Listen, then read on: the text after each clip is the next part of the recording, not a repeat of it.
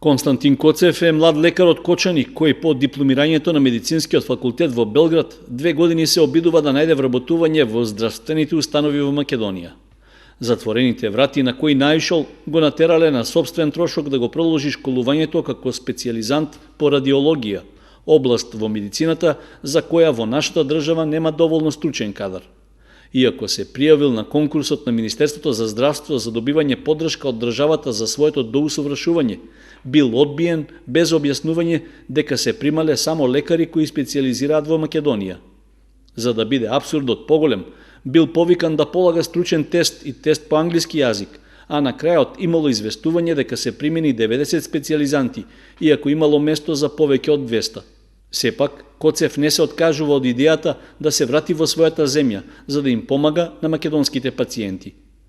Значи, како интелектуалец, за кој Република Македонија не одвоила ниту еден денар за неговото високо образование, сметам дека најголемиот успех не е да се побегне од оваа држава, туку да и се помогне сега во овој момент. Јас бев спремен тоа да го сторам и како општ лекар. Повеќе од година и половина бев во Република Македонија и барав работа, но без успех. Поставувам јавно прашање до надлежните во општина Кочани, до Советот на општина Кочани, Здравствената комисија при Советот на општина Кочани, дали имаат информација колку наши луѓе се на специјализација секаде во светот, дали имаат стратегија за развојот на здравството во општина Кочани и каков квалитет на здравствена заштита ќе се пружи на населението на општина Кочани. Со оглед што има потреба од стручен кадар и општата болница од Кочани објавила оглас за специјализација на радиологија, но од Министерството за здравство Коцев бил убедуван дека нема право да конкурира на конкурсот поради тоа што специјализира во странство.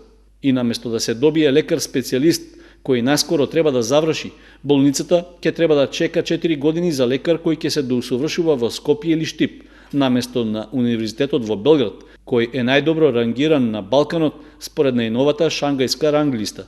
Ако се изразиме со спортски речник, сите ние сме фудбалери, сите ние трчаме по топка и даваме голови.